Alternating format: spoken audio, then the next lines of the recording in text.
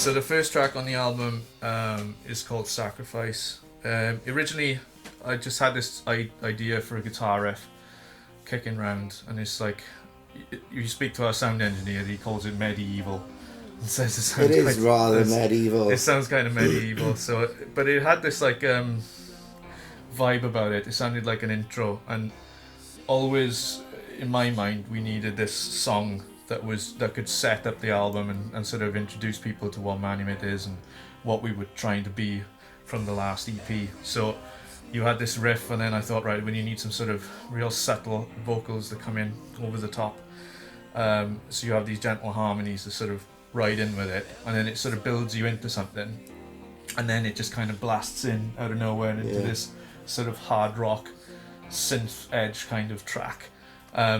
And vocally it's about being on a journey as a musician, being on a journey as an artist, and striving to just keep pushing forward and keep, taking chances and that kind of thing, because as an artist you're always up against things as you go along. People don't believe in what you do, they don't understand what you're doing and that kind of thing, and you're always faced with uphill struggles all the time to try and get to that goal that you want to be at. Like, I mean, and myself and Skullfunk, we're both musicians. We've both been through it from day one of being in bands and that sort of thing. Yeah, it's definitely been tough. I mean, since writing this album, I think we've both come to realise that this is sort of where we've got to go now before it goes any further, and possibly push it to the next level. And I think we've achieved that, especially with the open track as well as Sacrifice. I think possibly with the opener it's always important to have a big, massive song, and I think with Sacrifice that's what we've done, really, more than anything. Yeah, essentially, I said to you all along, it's the most important track of the album. If you don't hit the ground and running, from the moment go, then you're not setting it up for a good way. And in my eyes, I think that's what it does, definitely.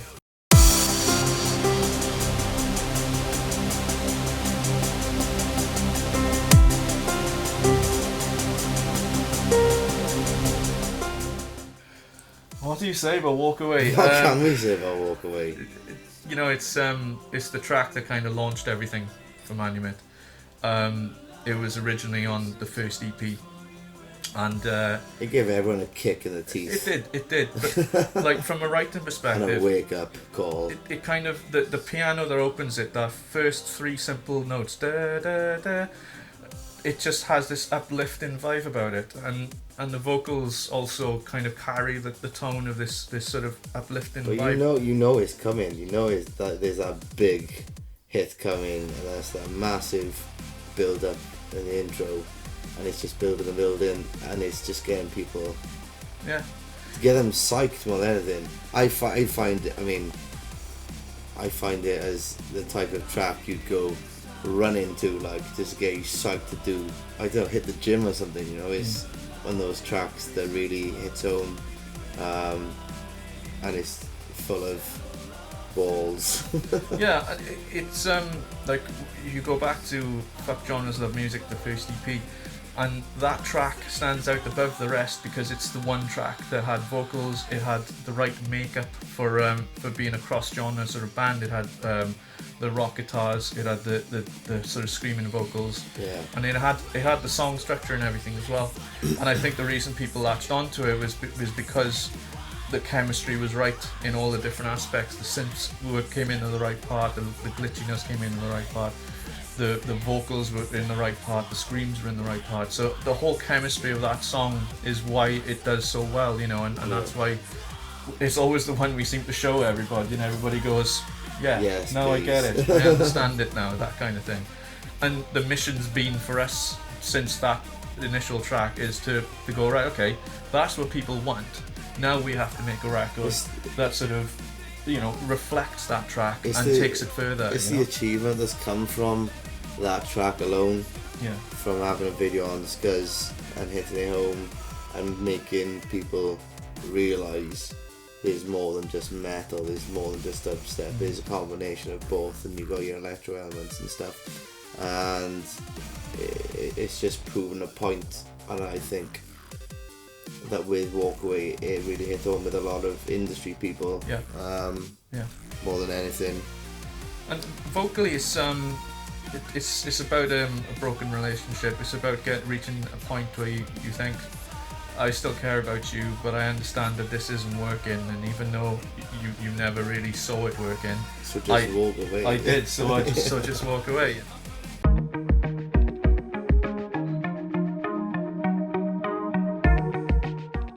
Do the Right Thing. Now it's been on an interesting journey, this track. It kind of started out.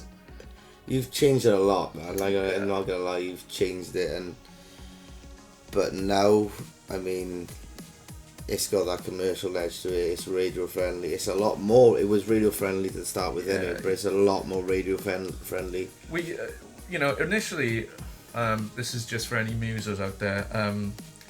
The riff at the start, the two little picking riffs that harmonise together, is actually robbed from an earlier band I was in.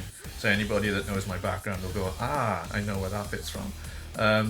And the first demo was very electro. It had these kind of really very in your face, very punchy sort of synths. The guitars weren't as prominent in the song, and vocally I remember I kind of sat down with Skullfunk and I said, I'm not sure how to tackle this one, have you got some ideas? And as we do, we sit in the room together and we start hammering out ideas.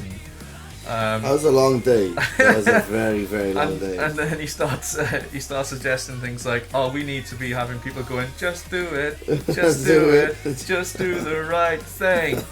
And at the time I'm just going, really? Are we really going down this route? Have we lost the plot this much, But he was right, he was right. It works as the track now. I think we possibly did lose the plot, but it worked. And that's the important thing. I've got a feeling that track, like later on, when we do a lot more shows and there's a lot more people, that'll become one of those things that as soon as it comes in, you'll have the crowd chanting it back at you, and that kind of thing. I've got a feeling that's kind of what we aimed for, really, in that song. We wanted somebody to shout stuff back at us. So that's kind of what that track's about. But shit, no, get off. No, but musically it's changed a lot. It needed to, in my eyes. I mean, looking at listening to how it was originally, it had this kind of like sort of plonky sort of synth edge, and it sounded more like something you'd find on the Streets album than you would on this record. And because of the way the makeup of the record was changing, and it was more guitar driven with all these synth stuff, it needed to change. And I think it's changed for the better now, because it had the structure of the guitars and everything, and all kind of works well together now. Yeah, it is a lot better. Yeah. And like not saying that to start with there is no good, because it was, and doing it live and going from there to it is now officially a totally new song. Yeah, agreed. And we look at it now in a completely fresh way, I suppose, compared to how we used to, It's kind of revitalised it absolutely for the record, and I'm going to enjoy playing that live from now on. And vocally, like the name of the track is "Do the Right Thing," is kind of aimed at slags. What was it called before? Tell everyone what it was called before. I can't. What was it called? Stagnant something. Yeah, that's right. Yeah, that was just a name that was kicking around. It was never intended to be called that. And I said, really, but the main sort of written parts of the chorus is "just do the right thing." Yeah. So it ended up being called that. Yeah.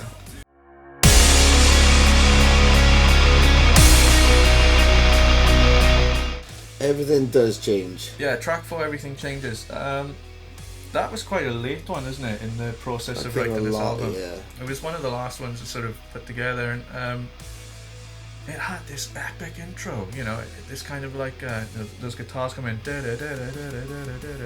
and that sort of comes in again later in the song, and it's like a massive build-in tension. And the song is about moving on as a person, and realizing that life doesn't always go in one direction, you know, and as time moves on, you move on in friendships and so on, and things end abruptly sometimes, but they end for reasons, you know, and that kind of thing. Uncertainties of what we know, man. Yeah. Exactly, yeah, and that's a line in the song, and yeah, I mean the chorus lines are the door swings open, steady on your feet, boy, smile and wave as you go to leave. You know, so it's all about knowing that things are changing, knowing that you have to move on and do other things and be brave and that kind of thing. This was one of the last songs we recorded. Yeah, and it was. We were there for hours. When Skullfunk and I get together to record stuff, I mean, what tends to happen is I'll go away for a long time, I'll lock myself in a room, he doesn't see me for weeks on end. He'll ring me up and say, "You alright?" And I'm like, "Yeah, I'm cool. I'm just getting my head down and getting stuff done, you know." And he'll be sitting there twiddling his thumbs for a little while, and I'll be there like plonking around with keys and little glitchy dubstep bits and things like that, and guitars. And then I'll say, "Skullfunk, can you come round? I've got this new track I need you to have a look at." And then he'll come in, and then what happened with this particular track and the ones we were doing at the time, we knew the album had to be finished by a certain time. We needed it to be ready because like all you lot were waiting for it, and we were just, you know, it was taking longer than we expected it to. You guys, you people who were watching this, you know, it's it was taking longer than we expected, and we had to get I think it was about 5 or 6 tracks nailed, didn't we, in a day. I mean, there was like, we'd had a majority of most of those tracks done, but there were odds and ends that we just hadn't finished. So so this track particularly, I think we had to do pretty much the whole thing, didn't we? I think I had some of the initial vocals at the beginning of the song already done, but then it was we got to the point where we were like, should we just call it a day for now? And I sort of went, no. Yeah, no. Yeah. Fair play to this guy, yeah. We've done it, and it was literally a full, it was like a good 8 hours we had done it, and we kept on going in. And it's hard, man. It's hard when you've got to push yourself to try and write something, you know, and for it to be meaningful as well all the time. You know, you want to have the best lyrics, so you don't want to write crap or bullshit or anything like that. You want it to be geared in the right direction of what you intended the whole song to be about. We've changed lyrics so many times for every song we've possibly done. Yeah, agreed. And you know, but this track came together, and I absolutely love the way this one's worked out. It's very heartfelt, emotional. It has this sort of, it builds and it builds and it builds, and it takes you somewhere all the way through. So, yeah.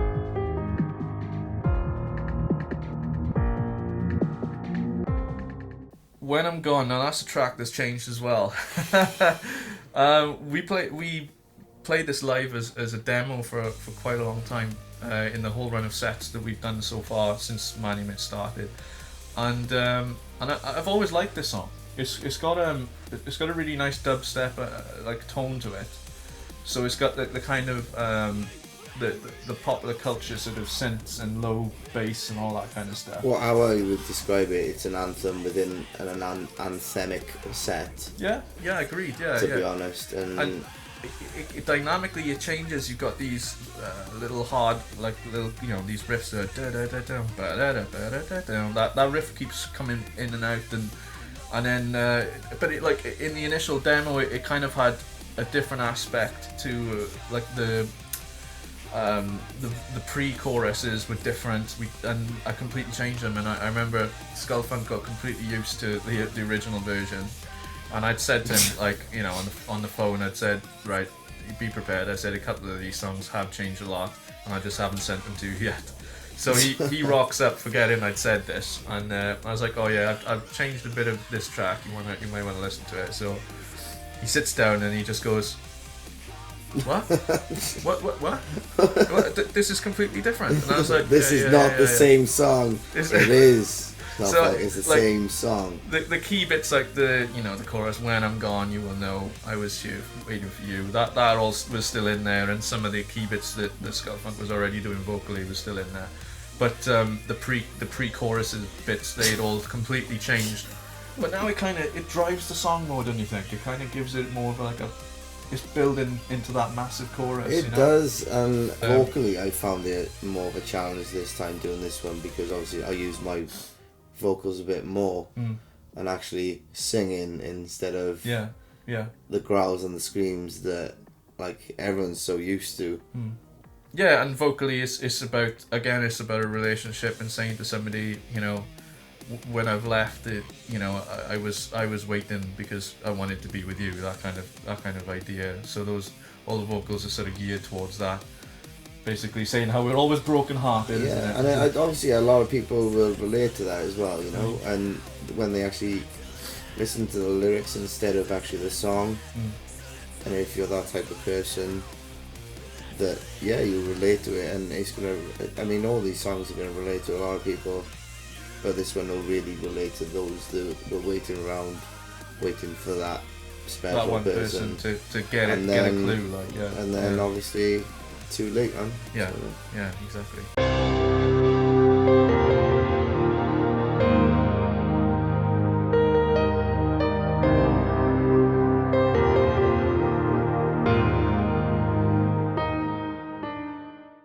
Your Body Giving Up. What do I say about this song? This is actually powerful. It's one of the first songs I wrote as Manumit. I think it around when I was in my last job, kind of getting fed up with my last job, and I was just sort of writing stuff on the fly. And it just had this beautiful sound to it, you know. It was very subtle. I kind of pushed this just like really chilled out dubstep vibe to it, but it was sad, very somber kind of song. So I had this thing kicking around for a while, and it nearly ended up on somebody else's record because he approached me and he wanted to use it, and it didn't work out with his label. The label didn't really fancy the version of it that he did, because he took it and he manipulated it for his purposes. So I kind of said to him, I said, well look, I said, this track's been in limbo for a while, I want to take it back, I'm going to rewrite it, and it's going to be on my album. So I took the song back. In fact, I couldn't find the original demo, so all I had was this bounced version of the track. So I couldn't exactly go into the original one and pull it apart and do stuff to it, because I'd lost the files. So I wrote it again from scratch. So it's kind of completely different to the original demo. I tried putting vocals to it, but it didn't work. I just didn't have the right vocals for this track. Hence the phone call, really, to the lovely Tanyth. Tanyth Roberts is a close friend of us, and she's got the most amazing vocals ever. And she kind of sent me some tracks that she'd covered.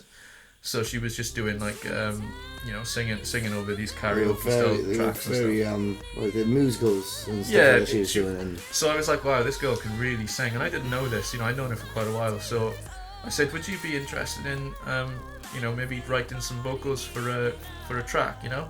And she was like, yeah, sure. So she wrote these vocals. I didn't hear any of them, and then she turned up on the day that we were going to try demoing some stuff. Skullfunk was there. He wanted to hear what it was going to sound like. She sang, and it just totally blew us away. And you know, when you listen to the track yourself, you hear it, and she just had the right. She hit it right completely. She took it in the right way and everything. And so you know that song, it's all, again, she's written it about a relationship she had with somebody, and it's just extremely powerful, man. Just listen to the track and listen to the words she's saying, and you'll hear the song title just coming up again and again, Your Body Giving Up, and it's very key to the whole song and what it's all about. Like, it's very powerful.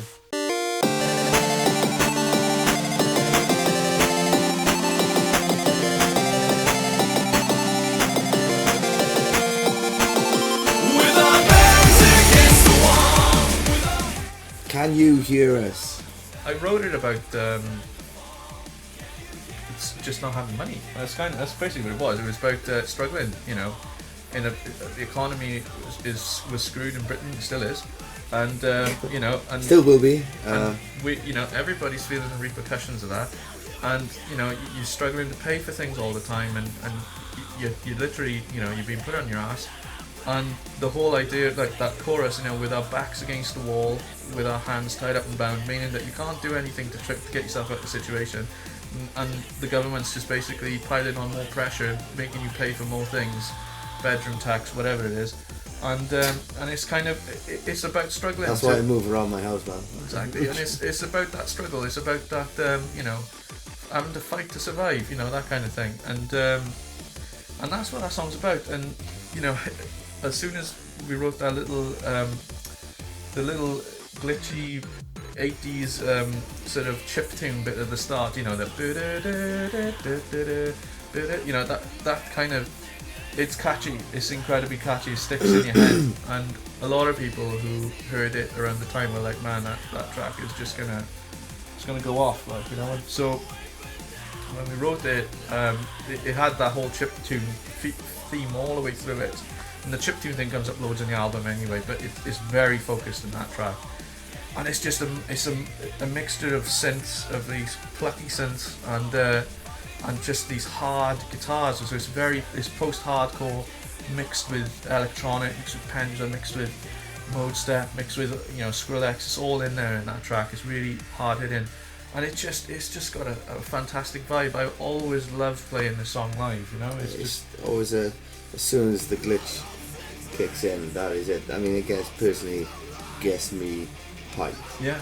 And possibly, like every show we've done it, yeah, when everyone first heard it, people were going nuts for it, and yeah, it's one of those songs that will always get people going and always stick in people's heads, you know. And from my point of view, and that's when we do play that live, that's the one that does get me full on going. Like, you have to go nuts. So you're going to say it gives you a hard on? Because it does as well, and yeah, I do get a bit stiff, I'm not going to lie. But yeah. But I'm going off track there. Better not bring sexual references into this. It's just got a good vibe, man. It's so. I mean, the one thing I wanted to do with this record was to do something heartfelt, because you can get lost sometimes in the production. You know, you sit down and you're writing stuff and you want it to sound the best, but then you can lose the essence of what you're trying to do. And this track for me is holding on to that essence and saying it's a song about desperation, it's a song about struggle, and that's what it does. It comes across, and it's about feeling angry about a situation, and, you know, fighting to do something about it. You know, your lines in the breakdown part, you know, our hopes and dreams, no truth, no lies, you know. Our revolution. Our pride and joy. There you go, and, you know, and that's what it is. It's a song about struggle, and, you know, musically it comes across as well, so.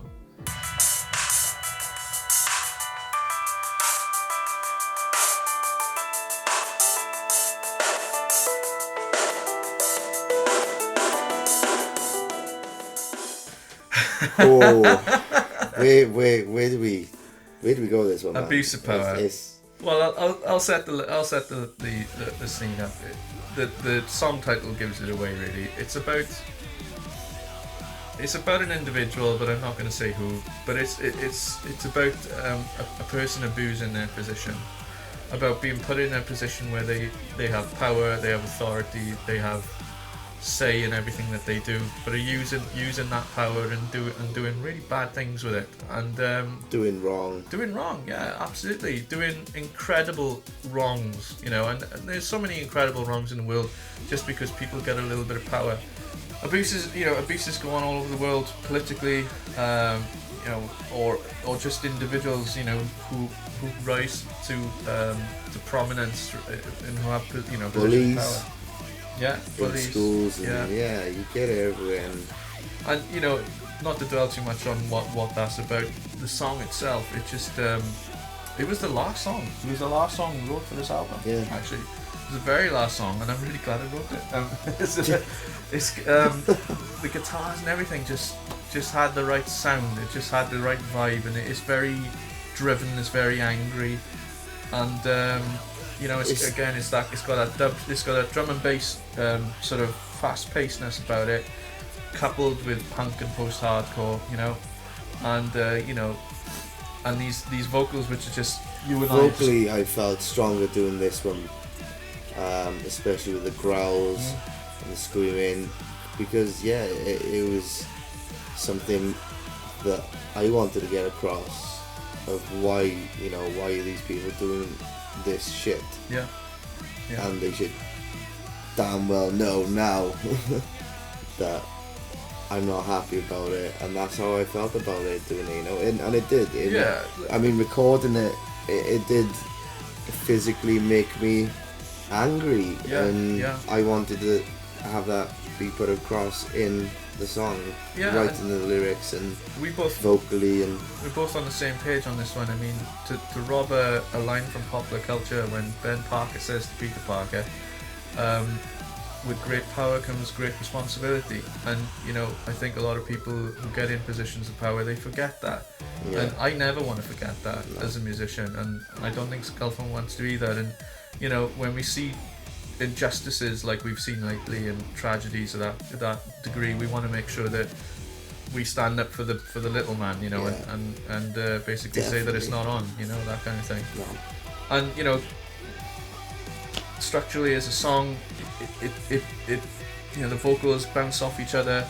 Skullfunk takes his bit, I take my bit, and I think we managed to balance that quite well in this track, you know. And this is a very well balanced track. Yes. Very well balanced, one would say. Yeah, and that's you know, I'm very happy with this track, and I'm glad we're releasing it as a single, and you know, and I've made a music video for it as well. So yeah.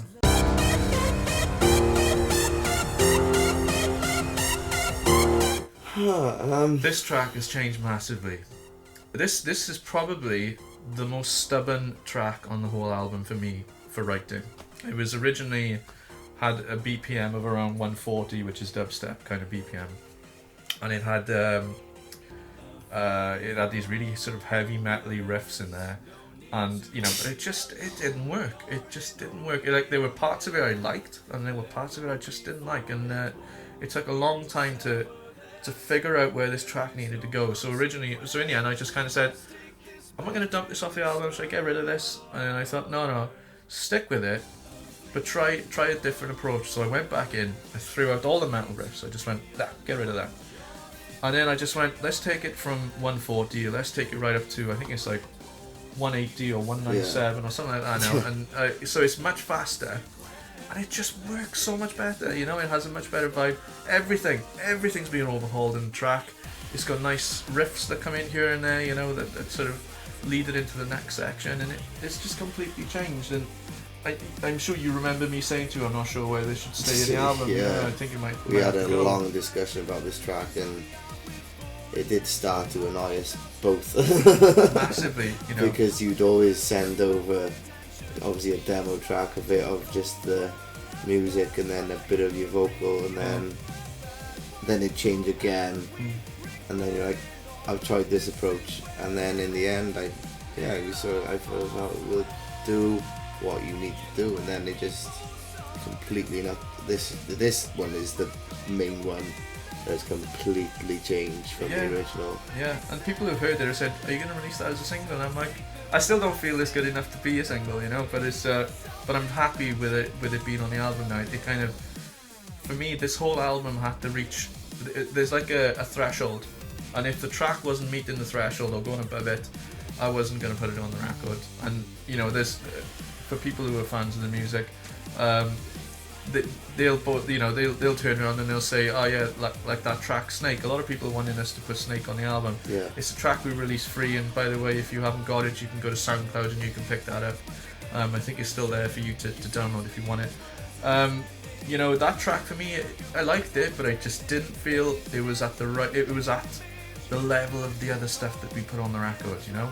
And for me, everything had to be punching above a certain amount, you know, for it to cut the mustard, for it to be part of the final thing. But it now works, and you know, it works, and we're happy. Yeah, definitely.